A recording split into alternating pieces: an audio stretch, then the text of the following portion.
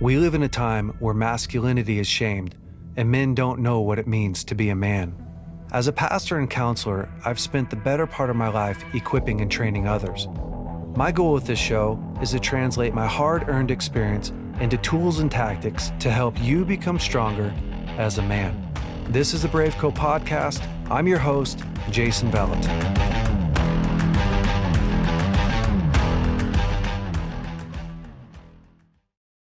All right, BraveCo men, welcome back to the BraveCo podcast. This week, I have my very favorite man on the planet. Your favorite father. My favorite father. My own dad. You only got one dad. Well, biological father. Yeah, that's true. That's true. Gosh, Dad, thank you so much for carving out a whole bunch of time. Yeah, I'm glad to be here. Yeah, I'm glad you're here. It's almost Christmas. Woo. My favorite time of the year. Well, probably by the time we release this podcast, it'll probably be Christmas. Oh, yeah, this would be a Christmas special. Yeah. We should release it Christmas Day, huh? Exactly. Yeah. Yeah, that would be good. Everyone on Christmas Day, you could start out your whole, get the kids around the Christmas tree. Yeah. Before you open presents, we have to listen to the podcast. Listen to Jay and Chris podcasts for Christmas. Yeah. Well, then we should tell the Christmas story then. Oh, it's a new tradition. I don't think so, Jay. Probably not, huh? I don't think anyone's going to want to listen to our podcast at Christmas. I think that's true too, Dad. We've got a couple of guys that would like it. Yeah, three of them. All three of them would. Well, there's tons of stuff to talk about. And I was thinking of a bunch of different subjects that I like to talk about with you: adversity and how to build strength and how to be a strong man. And but actually, I got a whole bunch of questions from BraveCo men that they wanted to ask you. And so I thought it'd be cool if we go through and ask some of those questions, and I can throw some of my questions in there too. So it's not very often that we get to ask you questions. And I can go, next question. Yeah, we can pass on questions if we want. Yeah, we don't have to. Yeah. So, okay, we're just going to jump right in. Okay, let's do that. All right. How do you balance the tension between being a man who's uncompromising in character and faith, yet still have compassion for people around you? Well, I think Jesus did a great job in that he hung out with sinners, and he didn't hang out with them and compromise his values. And it's funny because they invited him to parties, Yeah. So, I think it speaks to us of love that transcends opinions. And I think you can hold to your opinions, and you can have strong convictions. I don't think it's a question of should you be, undecided on passionate on important subjects.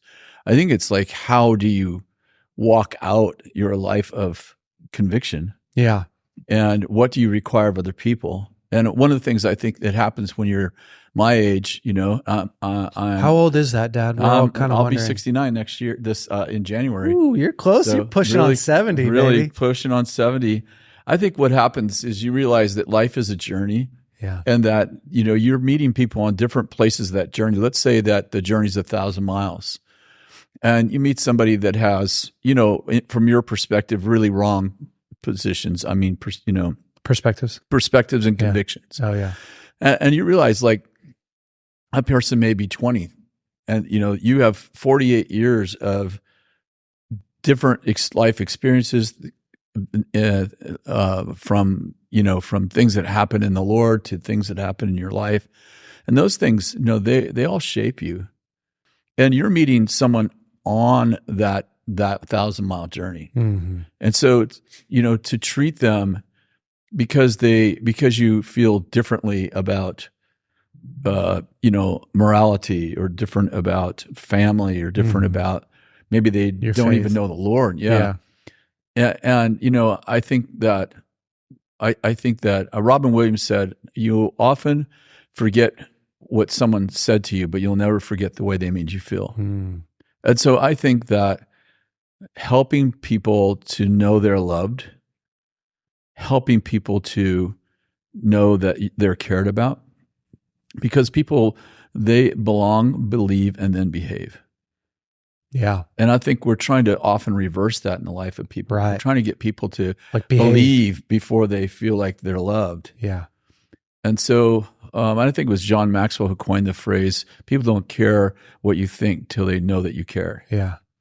So those things are all important. I don't think any of us, play them out perfectly. When you say that's part of what being a nobleman is that there really is no nobility unless you have the opportunity, one, to do wrong. Yeah. But also to choose something right? Yeah. Like I look at Jesus and I go like, man, he was doing such noble things because he was able to be with a tax collector and be with a prostitute and not make them feel shame, but bring a message in a way where they felt loved and cared for despite their differences. Yeah. And maybe even convicted, because conviction, true conviction says you're way too awesome to be acting like that. So, he sees Zacchaeus, who's been cheating people for years, and, and he says, hey, I'd like to have dinner at your house. And Zacchaeus climbs out of the tree and immediately like, I'll give up to half of my wealth. And if I've cheated anyone, Jesus didn't even say anything to him except for like to have dinner at your house, And I think that conviction, I do think that conviction is a gift from God to all of us, and including the people that we are in relationship with. And I think that people often feel convicted over our lives. Yeah. Like they get around us and they're living a godless life. And when we get in their space, what we don't want them to do is feel condemned. Condemnation says you did wrong because you are wrong. Yeah. But conviction says you're better than that. Yeah. And so, I think that we should live in a way that helps people, find their way. I was thinking about the woman caught in adultery, which everybody repeats that story over and over, and no one, very seldom does anyone finish that story. And Jesus said,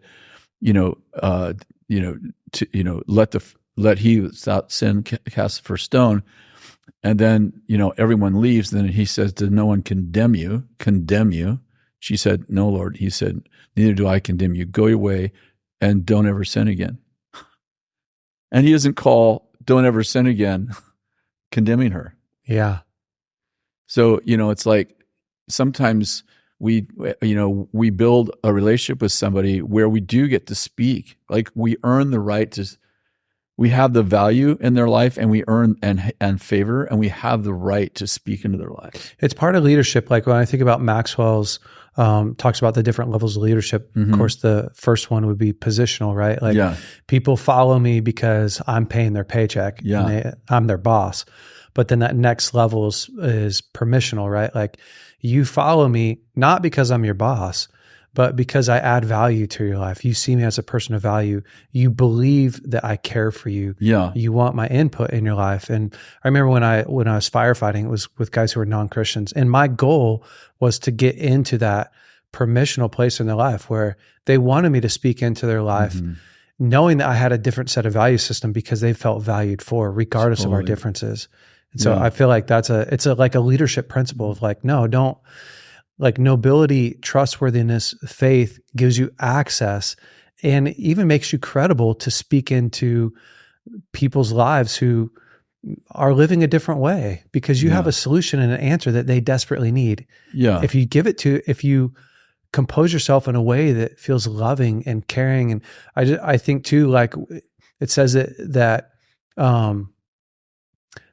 kindness leads us to repentance, right? And I think when you start to fold in the kingdom message, it's like, man, it's kindness, it's love, it's a standard with kindness, it's a standard with love, it's a standard with, that's full of compassion and vision. You're way too good to be acting like this, and that's God's model for us. So there's a young African-American man that I play basketball with, and he's about 6'9" or 10, maybe 9 or 10.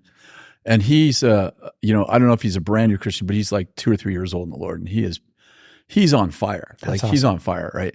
But he's being raised by these guys who are they're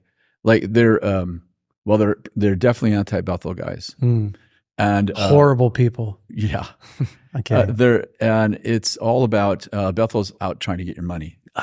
So, so he's like, can I ask you some questions? So the last 3 times I've been at the gym, he's like, can I ask you some questions? And, it's like, and the Bible says, and, you could tell someone's, prepped him for the conversation, and, Jesus wasn't rich. And, today he told me about the lust of the eyes, the lust of the flesh, and the boastful side of pride of life is not from the Father. And he's going on like that. And he asked me like 3 weeks ago, can we have these conversations? Yeah. So, today he comes up, and I had already, been thinking through, okay, we're having another conversation. And today he came up and he started this conversation. I said, hey, bro, here's the deal. I'm eager to have any conversation you want to have about the Bible. I wrote a book on wealth, so I know a little bit about the subject. But it doesn't feel like you're asking questions. It feels like you have accusations. Mm. And I don't know why you have accusations against me. Like, I have no idea what I did to make you not trust me. And I told him a little about our history, like 20 years and we were real, 17 years people live with us. I just went on kind of like, first of all, this is our journey of, being poor. This is our journey of generosity. And, this is how I got wealthy. Like, I didn't get wealthy ripping people off. Yeah. I wrote 15 books. We give away half of our income, half of our profit. And we I just went, and I'm like, so I when you're talking to me like I did something wrong and I'm having to defend myself, if you want me to defend the scriptures around, poverty, riches, and wealth, I'm glad to have a dialogue with you. But what I'm not going to do is defend my nobility to you, because I didn't do anything to deserve that. Yeah. And he's like, oh man, I need to repent for that. That's conversation. I mean, he's just That's a awesome. really sweet young man, super sweet. And I told him, man, I love your passion. And I don't know what I did to offend you. Yeah. And so I feel like I'm fighting a ghost. Yeah. So I told him a little of my story, and he was like, oh yeah, that's so good. Yeah, I didn't hear that before. I'm like, oh, you never asked. Yeah. So, I do feel like part of, I think we have to, like, I don't want to be a passive man who just rolls over whenever somebody says something I don't like. And it's like, oh, we're all good, right? But I also don't want to be a dogmatic religious bigot that, has an accusation against people because they live differently. Yeah. And I want to truly love people. And Elon Musk said something this week. I know Elon Musk's not a believer, so and I understand his moral life is not the kind of life I would want to live. But he made a statement that it was crude the way he put it. But he's talking about that. I think it was like on Twitter, on X, whatever he calls it now. It's like, Disney and some advertisers have gone off his platform. Yeah, off his platform because of the stances he's taken. And the person who's interviewing says, "Well, you've lost millions of dollars because people, boycotting." He said, "Well, F them." He said, "I will not be manipulated by money. Mm-hmm. I will not be manipulated by money." And I'm like, okay, doesn't know the Lord, doesn't have the values I have, but he's like, I am not for sale. Yeah. And I'm like, yeah. And I'm like, I find it, here's a man doesn't know the Lord, but he's on and off the wealthiest man in the world. And he's like, but money is, you're not going to, like, you're not going to, like, I love the fact this man got wealthy, but he is not like, he doesn't care if he loses his wealth. Like, yeah. And I'm like, wow, what happens when you lose your fear of dying and you can't be bought? Mm-hmm. You become an unstoppable man. Or you're really depressed. You kind of ruined my point, but exactly.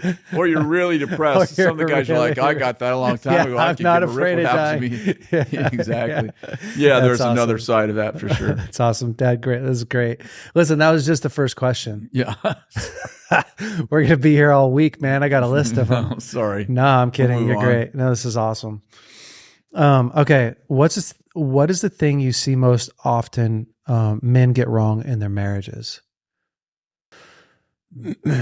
Well, I think there's a few things. Yeah. Obviously, if we, and I listened to some of your podcasts, and I'm like, yeah, that I would agree with like the way you're approaching marriage. One is, I think that realizing that life really isn't all about you. Yeah. And that's such an easy statement. Mm-hmm. And it's much more difficult in certain seasons, especially to walk it out. Yeah. And laying down your life for your spouse, and then later your children, and later on your grandchildren, and doing things that you don't enjoy because you love. Mm-hmm. Can I make a point to that? Yeah, you can. Because I think a lot of men think they're laying down their life because they're going to work. For real.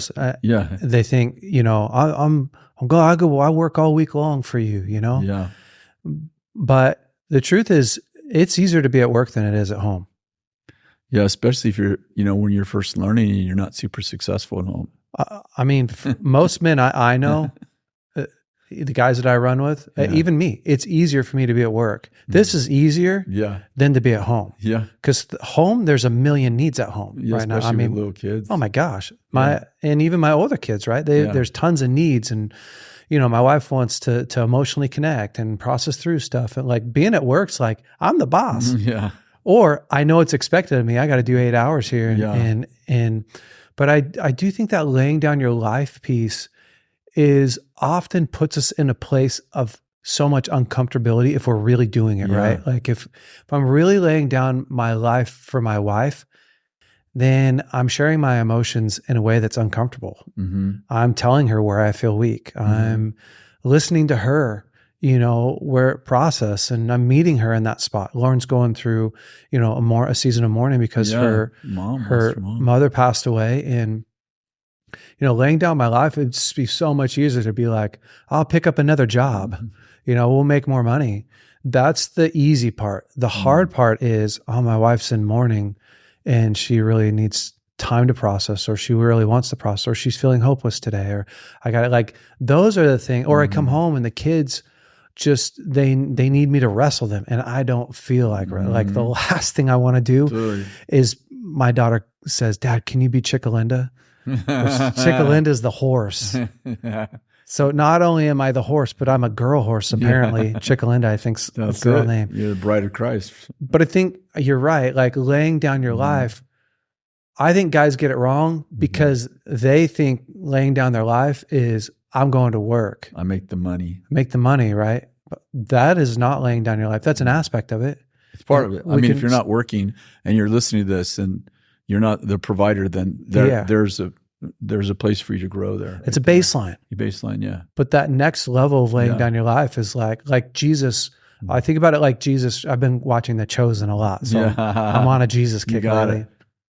It's the come follow me was like the baseline. Like I'm following you, but there's going to come a point where this costs you everything. Mm-hmm. There's going to come a point where you're not just watching him do the miracles and him get the persecution and him listen to the Father. Now you're having to step up to the plate and be the disciple where I'm preaching the message, I'm stepping out, I'm offending people. This is costing me my life. And I'm having to really see what laying down my life costs. Mm-hmm. So I think that's a fantastic answer is all I'm saying. Yeah. I just had this idea. I don't know if it's accurate. You can push back, but getting married is a little bit like joining the service. You only volunteer once? You volunteer. And once you're in, like it is like, the sergeant has control of your life, and they may ship you off to Iran, Iraq, or, now Israel or Ukraine. Yeah. Like it's like when you said yes, you should have thought through it because this is what you're doing. Yeah. Yeah, I think too is, yeah, I have a wife that has Parkinson's, and so she's, doing really well, but she has limited energy and I need, so we could have a plan for, let's do this on Friday. Then Friday she wakes up and she has no energy. And one of the things that I'm learning, I feel like I don't have the lesson mastered, but is I can't just say, hey, we won't do that. I have to also make sure that she understands that I don't mind that we're not doing it. Right. I don't mind that or you're having to be uber flexible. Yeah. But in a way that doesn't make her feel guilty or weak or, like, well, you're a problem. Because hey, just take a nap, man. It's all right. Forget it. We'll just do something later. It's like, no, I don't feel like taking a nap if that's the way it feels. Yeah. But, so, and when she got diagnosed, the day she got diagnosed, actually, I was in Taiwan, and what I heard immediately is like, the Lord said to me, no one should ever suffer alone. Wow. That's what he said to me. Yeah. That's powerful. He said, no one should ever suffer alone. I'm like, okay. So this is part of love, is that love suffers long. I get to learn about love, another aspect about love. And so, we're doing that together, and it's really been really beautiful, actually. That's really crazy, Dad, because I'm, as you know, like I help a lot of guys whose marriages are hurting, and sometimes their marriage is hurting because their spouse is really hurting. Yeah. And it's easy to be so annoyed, even offended by, your spouse's whatever trauma and pain and past life. And what a profound statement to think through, like, my wife's suffering. It's my job to be there with her and for her. And it's powerful. Yeah. And, there's something now this is part I'm actually really learning. Mm-hmm. Like pain either bonds you or breaks you. Yeah. But it doesn't leave you the same. No, it doesn't. And so, it's either going to bond you in a way that covenant's going to grow deeper through understanding and kindness, or it's going to break you. Mm-hmm. And it may not break you tomorrow. It may break you 10 years from now as you slowly withdraw from their pain. Yeah. And when inside you're like, they have a problem. She has a problem. Not we have a problem. Yeah. She has a problem. And soon, there's someone out there that doesn't have a problem who gives you some attention. Yeah. And you and I, we know that really well because we help so many men. Yep. Yeah. It's great, Dad. Mm-hmm. You're a good man. I'm learning to be a better man. Oh, you got a couple more years to figure it out. You're almost 70. Yep. I'm going to be like Enoch. He's so perfect. The Lord's like, he doesn't need to die. Just bring him up. Walks with God and was not. Yeah. Okay. What do you think the most important parenting advice you would give to fathers? Well, I'm on a kick right now, so I don't know if this is the most important, to be honest. Yeah. But I'll say that it's something that's really, really, really on my mind. And I feel like there's a tension inside of me in parenting and watching. We have grandkids, so they're over, and obviously when they act up, like, what do you do? And as a grandparent, my role is quite different. So you give them candy. Yeah, give them candy. I taunt them and manipulate them with food and sugar.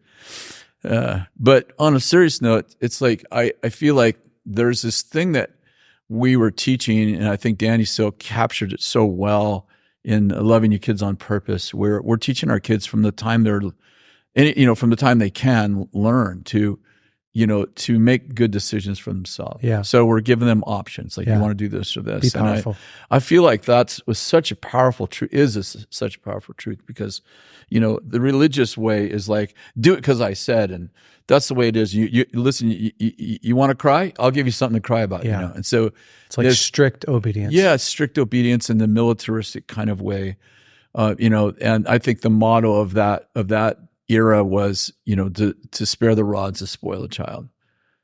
And yet the other side of that is what I'm very deeply concerned about. Now I've watched a generation grow up in that sometimes with people just using that skill, which was never in Danny's heart to say,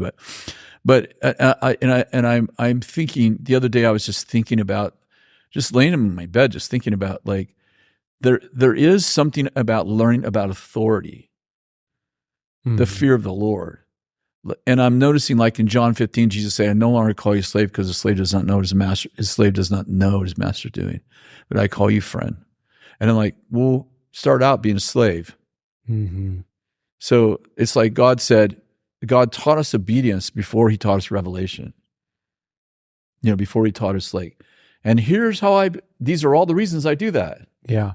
And so I think that with our children, I think there's a piece missing in the last couple of generations, and that is, it is important that my son and daughter do something because I said so. Mm-hmm. I don't think that should be the only tool in the toolbox. Yeah, totally. Let me just be clear. Yeah. But I think that sometimes we swing way the other way. Yeah. And I'm like, no, a police officer is going to pull you over. Yeah. And you need to treat him with respect because of the badge he has on. Yeah. Your teacher is not necessarily going to give you three choices. Yeah. Life, your boss. Yeah. Is not necessarily going to tell you why he wants you to do that thing or care how you feel about it. And so, and then ultimately, like the bigger picture is God. Like when God tells you to do something, he expects you to obey even if you don't understand.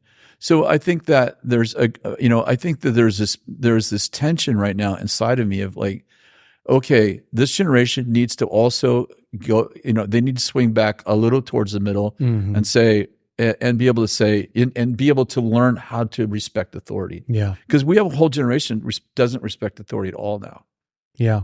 And that's very scary. Yeah, it is. So I think that, I don't know if that's a great.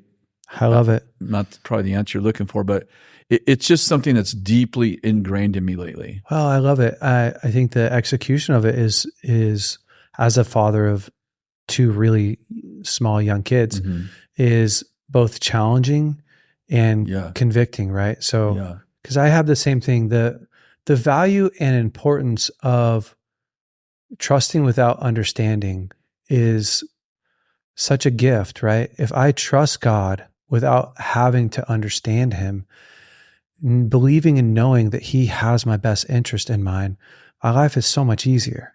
It is. Because I don't have to have control of everything. And I don't have to question everything. I can just go, you want me to go over there and do this thing? Great, I'm going to do that. Oh, you want me to, whatever, give my money to this person? Okay, you want me to take this risk? And whether it turns out amazing, whether it turns out bad, like I am not my own. I'm here on a mission. Yeah. Your deep love for me is the thing that I'm so sure about and connected to. And I think that that's the piece that I'm trying to navigate and figure out with my little kids. Like I want them to have that obedience because they know the depth of my love and sacrifice for them. And I know that practically, I know that there has to be a practical application for it, right? And I know that it has to be taught and learned. But I think one of the ways that it got, in my opinion, really misused is when, and maybe this is where I would say this is where adults have like rallied against that kind of obedience, is because it didn't feel loving to them. It didn't feel caring to them as a child, right? Mm-hmm. Dad was just such an a-hole and so disconnected that he just really wanted it his way. Mm-hmm. It wasn't necessarily actually better for the child. Yeah. It was just his way. Yeah. And he's doing that to mom and he's doing that to the, and so I do think that the big challenge for me is when I look at Jesus doing it, I just look at it so much it's coming from this massive resource of, I love you. This is actually the best thing for you. I'm not really asking your opinion. If you want to be a follower of me, this is what we're doing. This is the mission. And so, executing that with kids is a challenge. There's trust and there's also respect. Yeah. And there's also the recognition of authority. Those three things, they don't always flow together. Yeah. And I'm just working out in my own mind because I sat on the other side of that. I was definitely authoritarian from, maybe not as we all kind of have this comparative thing, not the way I grew up for sure, no, but also not the way that I watch people parent now. Yeah. So there's some kind of balance in the tension there. 100%. And gosh, I hope I figure it out. Future me, look back and just say, how did you do? No, we're all part of it. We're all growing, learning. A friend of mine asked me this question for you. His name's Tim. I think it's a great question. How do you make really hard decisions in blending the prophetic and the practical? Like, because you're a prophet and I think that there's advantages to being a prophet and having that gift. And what does it look like? And we all know our core value is that we can all hear God and we can all prophesy. So I'm not removing anybody from that need, but how do you make decisions and how does the prophetic play into that? And then when do you just make decisions? Like obviously you walked in here and said, how are you? You said, it's been a day or something like that. And I know that you have, there's hard things any day that you're alive walking around. There's so many hard things that you're navigating through because you lead so many different things from, the school ministry to the church to, your own organization, all that stuff. And there's problems inside of it all.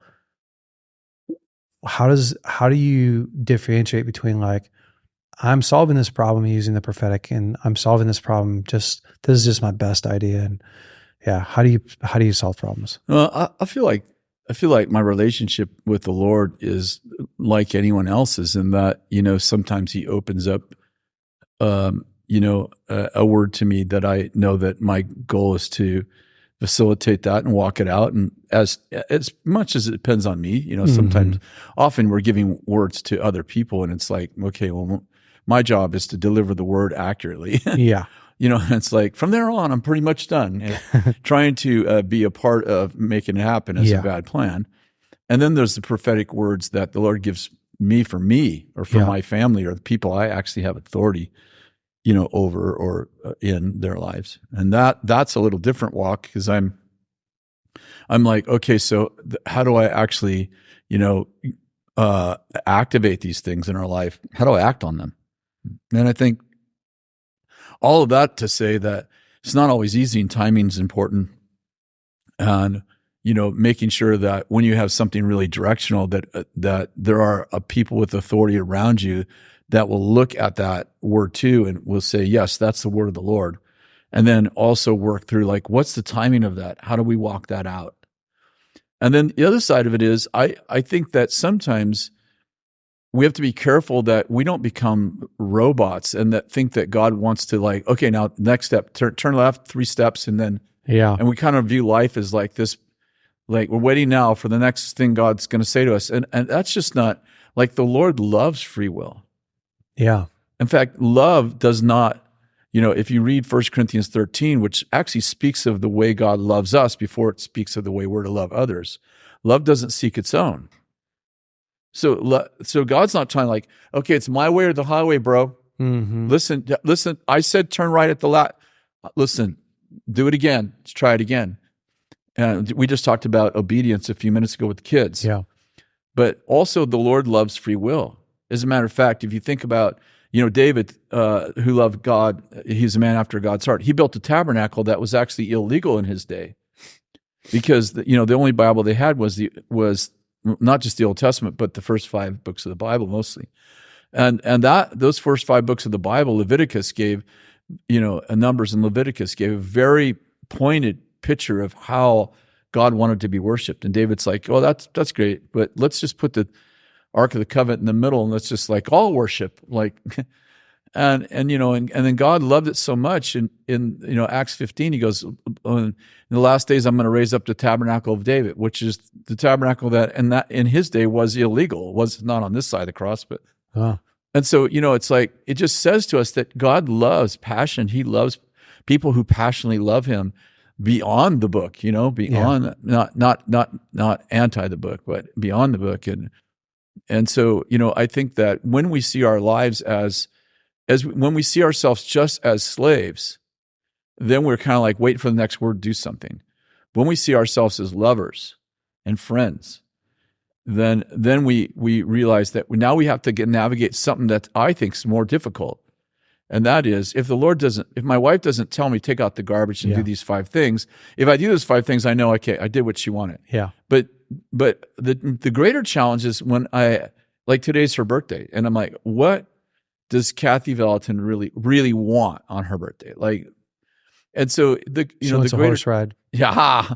The greater challenge in life really is to live as a son, as a prince, where now I have to navigate not the orders from above, but the heart of God and the heart of my family and the heart of people around me. And that's much more difficult because I have to be present and connected. Yeah, it's true. So when you're navigating through hard things, right? Like you've got every day. You've got people that are upset with a decision that you made, or let's just maybe say you have a really hard decision to make, right? And you're not 100% sure how to make that. How does the prophetic play into that? Or are you not necessarily tapping into the prophetic to help solve that problem? Are you just using wisdom and counsel? What is your process for navigating through? Well, I mean, my first thing is what is the Lord saying? If he has an opinion about this, then I actually don't have a right to another one. Yeah. So, if he said turn right and I'm looking at, I'm at the end of this road and I can go left or right, and he said turn right. Yeah. I just need to turn right. How often do you, I know I'm cutting you off, but how often do you have a practical problem, right? Let's say that, we need to raise X amount of dollars to cover BraveCo's budget. And you sit down and you ask God, what do you want me to do with this? How often do you get an actual direct answer for that? 30% of the time. 30%. Yeah. Yeah. Maybe sometimes more, but yeah. So then I'm just okay, now it's just, sometimes the answer the Lord gives you is not the one you want. So then you have to try to, okay, well, again, we talked about sacrifice a little while ago. It's all right, well, that's not the way, that's not how, that wouldn't be how I would work it out, And then, and if I don't get an answer, I don't get a declaration from the Lord, then I'm asking for wisdom. And sometimes, oftentimes wisdom is found in the counsel of many. Yeah. Wise people, not just to counsel a bunch of boneheads. Because, I think that I watch people ask their bonehead friends about things that their friends are failing at. Yeah, if you don't like your friend's life, if you don't want your friend's life, don't ask them for help on yours. Totally. If your friend sucks at finances, probably what you're looking for if you go ask him is you're looking for comfort instead of real counsel. But yeah, we all suck at it, but if you really want help, you got to go find somebody who's good at what you're, bad at, or what's in front of you. Yeah. Not necessarily bad at, but what decision you have in front of you. Yeah. Who's good at making these decisions? Yeah. Gosh, I was just thinking if I could know the answer to all the hard problems in my life, would I want to be able to know the answer just like that? That's a hard question. Know. Yeah. Well, the question would be, are you going to be obedient to all these right answers that I know. Because, in my opinion, 50% of the problem is knowing the right thing to do. Yeah. The other 50% is doing the right thing when you know what to do. The crap. Yeah. I think people think, well, if you make the right decision, then it's going to be good. It's smooth. And I could tell you, in the season I've been in for the last 3 years, making the right decision is sometimes the harder decision. No, I mean, it's making the right, no, you made the right decision. But if I would have made this decision, it would have been easier. Yeah, absolutely. But this is a decision I know is the right one. Yeah. And this decision is going to bring me a whole bunch of problems. Yeah. And so, and it's like that. I think so. That's it's true. Not just knowing the right thing to do, it's having the courage and the compassion and whatever. I mean, I'm thinking about things that are going on in my life this week, and I'm like, oh gosh, this is, I know the right answer, but the challenge is that it's messy. Life is messy. Yeah. Life is messy. Yeah, it's true. Yep. How do you, when you're when you know that your capacity has to grow, I've been thinking about this a lot lately. How do you feel like we go about growing and expanding our capacity to deal with problems, to be a leader, to, carry weight, make big decisions? What's your thoughts on that? Well, you're never going to grow your capacity by avoiding the weights. Yeah, that's for sure. How do I grow my capacity to lift more weight? I have to actually go lift more weight. Yeah. So, and I think that the way that you grow capacity for leadership is to be involved in leadership at some level. Now, you know what the Peter principle is, and that is when you get promoted beyond your ability to perform. And that mostly happens when you... Why do they call it Peter principle? I don't know, to tell you the truth. I think somebody told a story about Peter 20 years ago. But basically, when you get promoted beyond your capacity to perform, that, in my mind, is that principle is based around the fact that you either, whoever promoted you put you there, they weren't wise, or you self-promoted. And the challenge there is that, you're not getting a chance to go from step to step to step to step. You went to the gym and you could lift, you could bench press 150, and someone puts 500 on there and said, bench that. And you're like, that's going to break me. I'm not going to build up to that. Yeah. So I think that, we have to be careful that we don't self-promote. We have to be careful that the responsibility we took on is the one that the Lord's assigned to us.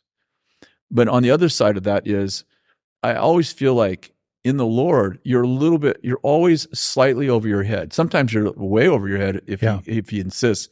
And that's like, I could lift 150 pounds. I could do 160, and maybe I could do 170. But the deal is that I'm gonna lift a little bit more that's comfortable. And if I'm not careful, I'll get in this mode where I feel like I can't do it. And it's like, I can do it. And that's how I'm going to build muscle. Yeah.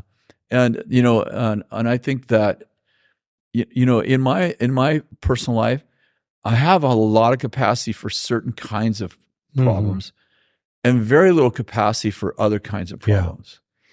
And I think that, the kinds of problems I have capacity for, I look back, I'm like, oh, those are the kinds of problems I've had a lot in my life. Yeah. Yeah. And yeah. I would agree 100% with that. It is always interesting how you look at somebody, you go like, man, how can they do that? Like Riley was over yesterday and my daughter. Yeah. And we were talking about her work, and she does a lot of administrative work, and she was talking about doing the paperwork.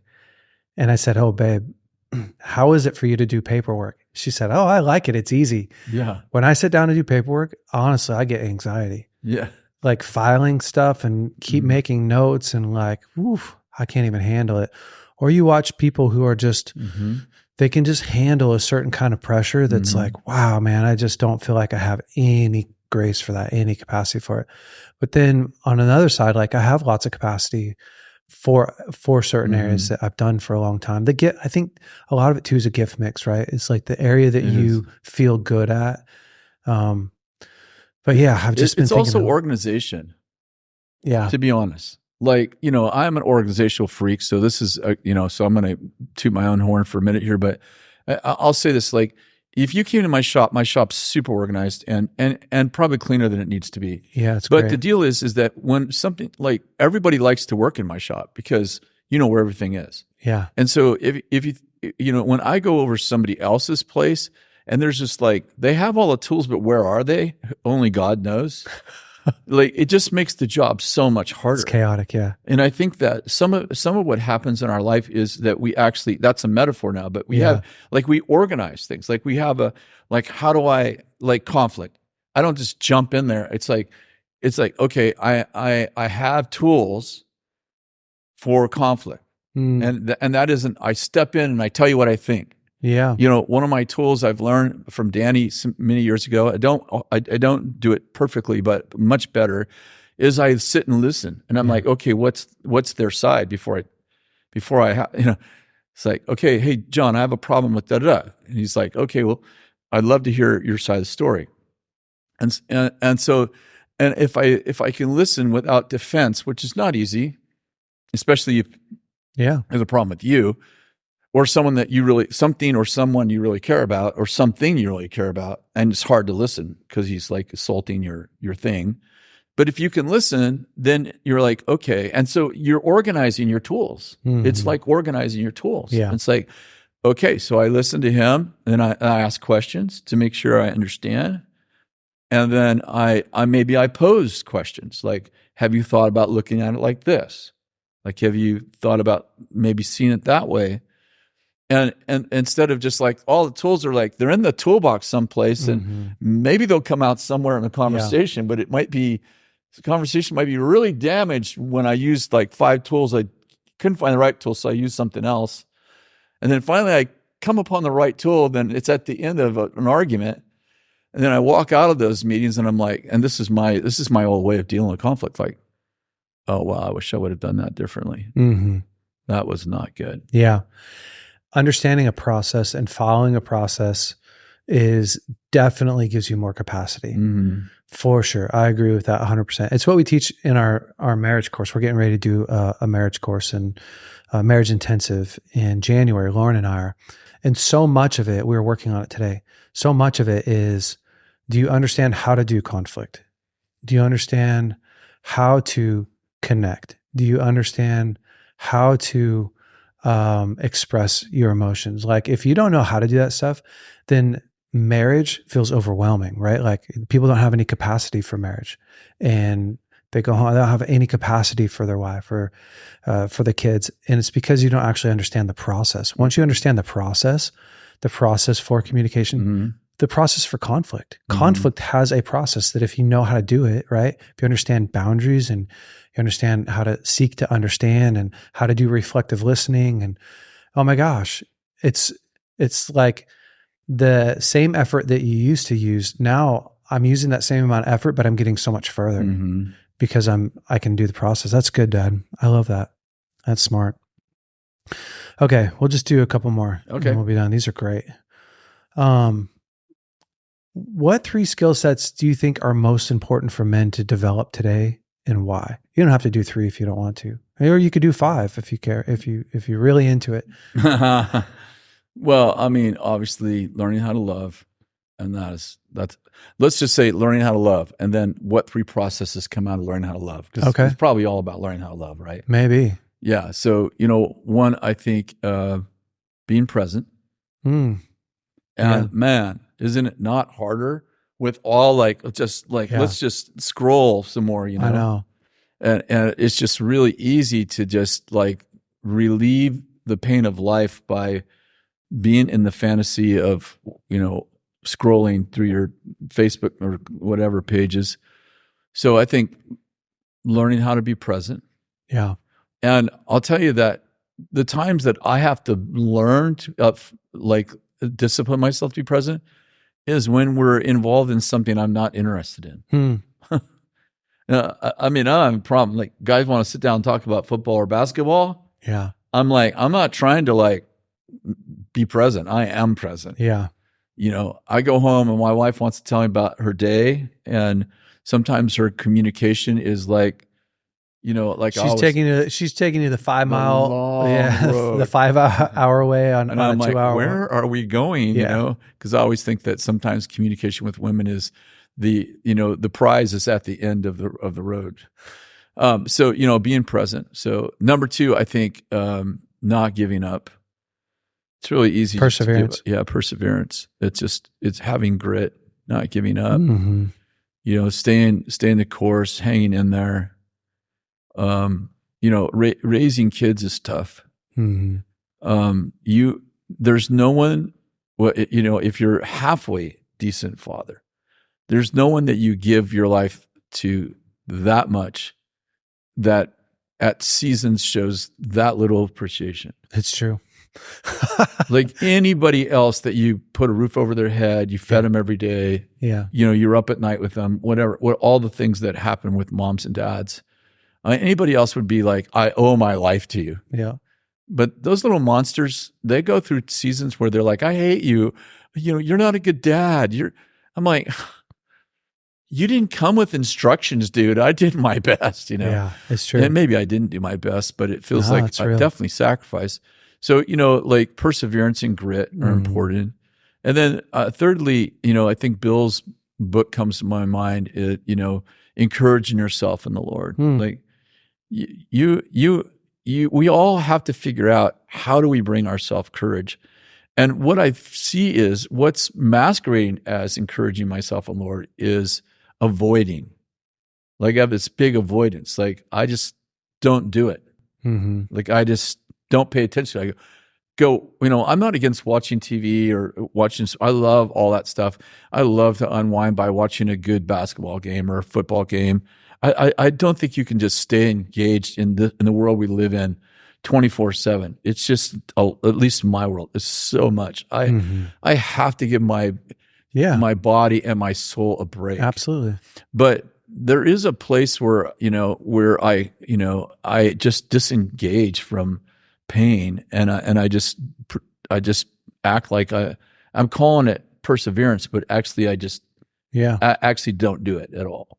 I stay in the marriage, but it's not persevering because I don't do anything to actually make it better. Yeah, you're not actually in the marriage. You're checked out. I checked out. Yeah. I'm in the home, but I'm actually not in the marriage. Yeah. I like that. I think one of the biggest, you could say it either way. I think one of the biggest mistakes that guys make is they break their own promises to themselves. And I know it's not necessarily a skill set, but the ability to follow through with start what you finish. And I see it a lot. The more I lead men, the more men know what to do, but they don't know how to do it consistently, and they consistently break their promises, which does like three things in my mind. Like the first thing really that it does is you lack confidence now, right? Because I started something and I didn't finish it. So now I'm questioning, can I really do the thing that I really want to do? Do I really have what it takes? Why did I quit on myself? And then you lose tons of momentum and you get really hopeless when that happens. And then you never really meet your full potential. And so you don't have the resources that you would have if you would have just followed through on the thing that you said that you would do. And because everybody knows I should eat well, everybody knows exercising is helpful, everybody knows I should be a good friend and invite people out. Like just the really simple things. We typically look at life and go, what trick, what hack, what hard thing do I need to learn or know how to do in order to feel proud of myself or in order to achieve this success? And most success actually lies in those little tiny small things that I am not able, that I'm unwilling to sacrifice to do every single day to get me to where I want to be. And I often think we all want people to respect us. But when you break your own promises, you don't respect you. And even if you don't admit it, deep down inside, you don't respect you. But we get upset when people don't respect us. And it's an odd thing because I want somebody to do for me what I'm not doing for me. I want somebody to respect me, but I don't actually respect the way that I'm living. Totally. And so I think that that's the trap that most men get themselves into is I do enough to feel good about myself, to feel okay with myself, to live with myself, but I don't do enough to feel proud of myself, to go, I'm a good man. And I know I'm a good man because I'm doing everything I actually know to do. Yeah. I'm maybe there's my convictions. Maybe there's more I should be doing, right? But I don't know that. I don't know how to do the thing I don't know how to do, Totally. But I'm waking up on time, waking up early. I'm reading, to learn the Bible and to learn.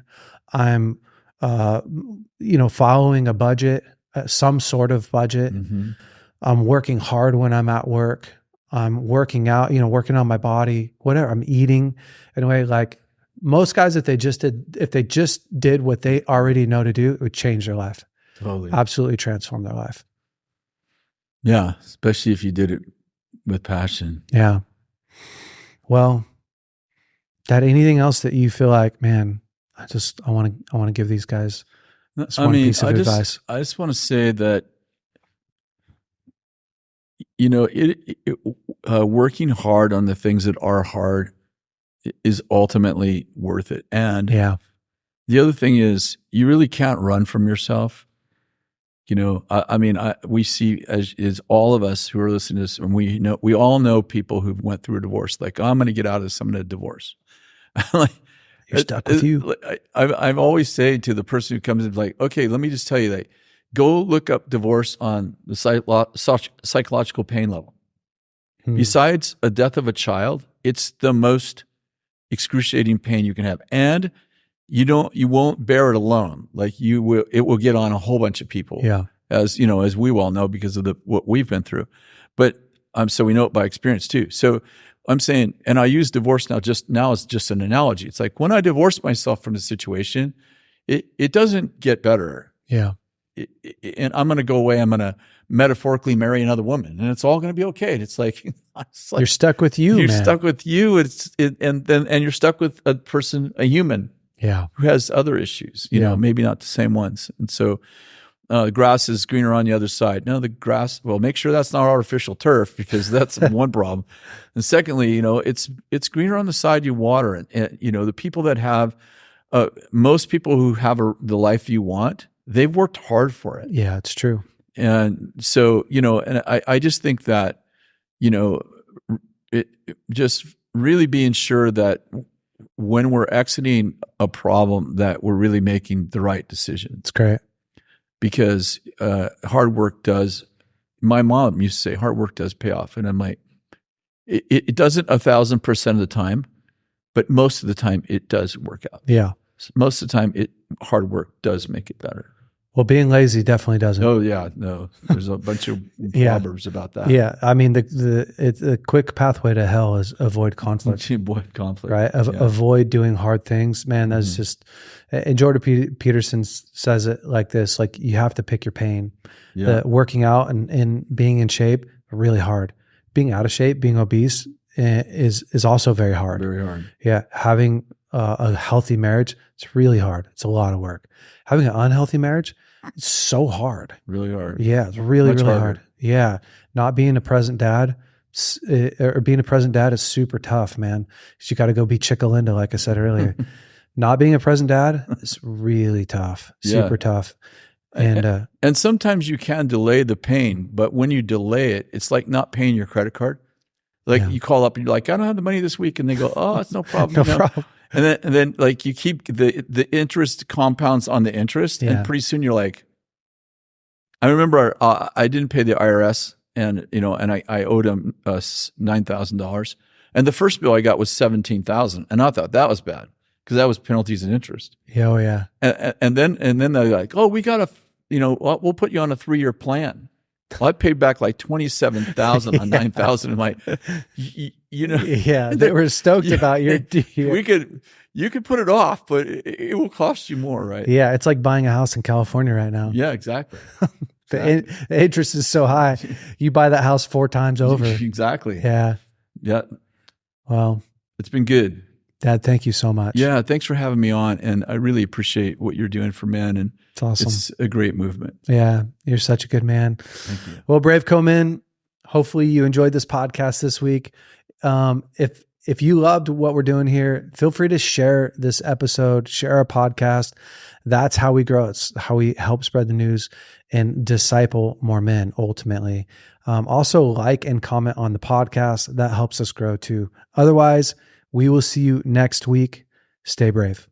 Hey, BraveCo men. Hopefully you loved this week's episode. Listen, if you have not subscribed to our podcast, you're already behind. Go ahead and click here to subscribe. If you have not watched last week's episode, you can click right here and watch it. Have a great week.